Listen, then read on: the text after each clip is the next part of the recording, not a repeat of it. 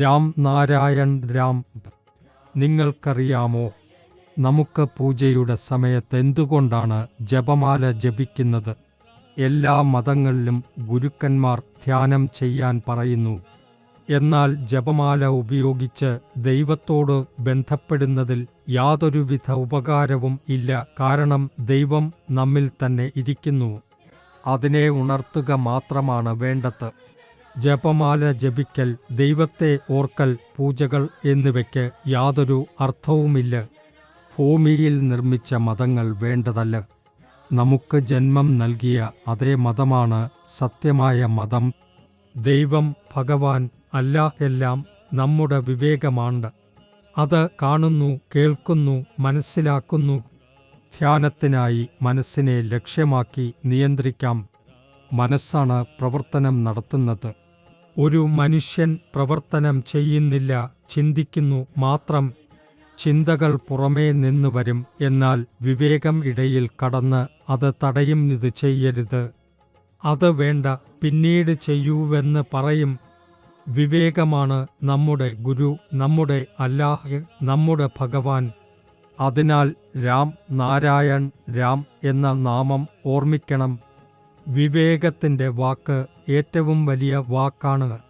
ധ്യാനം ചെയ്യുന്നത് സ്വയം ഉണർത്തുന്നതിനും സ്വയം സ്നേഹിക്കുന്നതിനും ആരോഗ്യ സംരക്ഷണത്തിനുമാണ്. ദൈവത്തെ ഓർക്കുന്നതിനായി പ്രത്യേക സമയം നോക്കേണ്ടതില്ല. നിങ്ങൾക്ക് എപ്പോഴും ദൈവത്തെ ഓർക്കാം.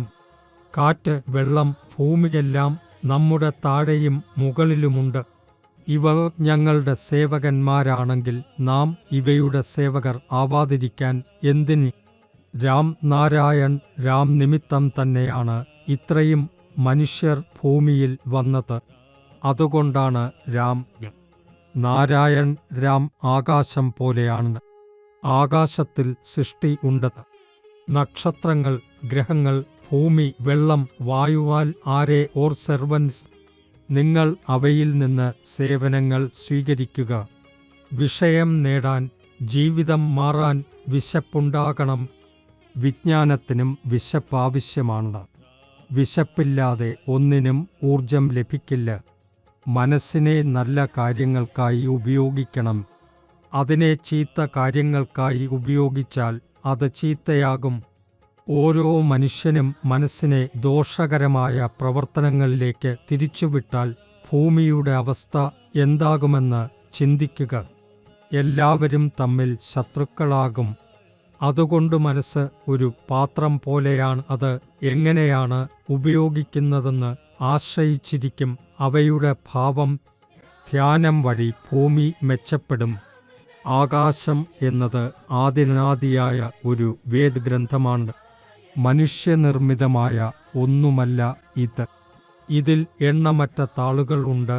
അതിനാൽ നക്ഷത്രങ്ങളും ഗ്രഹങ്ങളും, ഓരോ ഗ്രഹത്തിനുള്ളിലും പഞ്ചഭൂതങ്ങൾ അടങ്ങിയിരിക്കുന്നു. എല്ലാ ഗ്രഹങ്ങളും പഞ്ചഭൂതങ്ങളിൽ നിന്നാണ് രൂപം കൊണ്ടത്. വെള്ളം, ഊർജം, വായുവൽ, എക്സിസ്റ്റ് ഇൻ ദം. ഇവയിൽ നിന്നാണ് പ്രകൃതി ഉരുത്തിരിഞ്ഞത്, നമ്മളെ സൃഷ്ടിച്ചത്. ഇവയുടെ ഊർജത്തിൽ നിന്നാണ് നമ്മുടെ ബുദ്ധി, മനസ്സിൻ്റെ ചൈതന്യം വന്നത്. അതിൻ്റെ പ്രകാശം നമ്മെ ശരിയായ ദിശയിൽ നയിക്കും. നമ്മൾ തെറ്റായ പ്രവർത്തനം ചെയ്യുമ്പോൾ അതിൻ്റെ ശബ്ദം നമ്മെ സാക്ഷിപ്പിക്കും. ജീവിതത്തെ പരിഷ്കരിക്കാൻ രാം നാരായൺ രാം എന്ന നാമത്തോട് ബന്ധപ്പെടണം. ഇതൊരു ബീജമന്ത്രമാണ്. ഇത് നിങ്ങളുടെ ജീവിതത്തിൽ വലിയ മാറ്റം കൊണ്ടുവരും. ഇതുവരെ ലക്ഷക്കണക്കിന് ആളുകൾ ഈ നാമം ഉച്ചരിച്ച് ജീവിതം മാറ്റിയിരിക്കുന്നു. ജീവിതത്തിൻ്റെ യഥാർത്ഥ അർത്ഥം മനസ്സിലാക്കിയിരിക്കുന്നു. അപ്പോൾ നിങ്ങൾ എന്തിന് താമസം? എപ്പോഴെങ്കിലും സമയം ലഭിക്കുമ്പോൾ രാം നാരായൺ രാം ജപിക്കുക. ഇത് ശ്വാസത്തിനൊപ്പം ചേർന്നു നിങ്ങളുടെ ശരീരത്തിൻ്റെ ഓരോ രോമത്തിലും വിസ്തരിക്കും.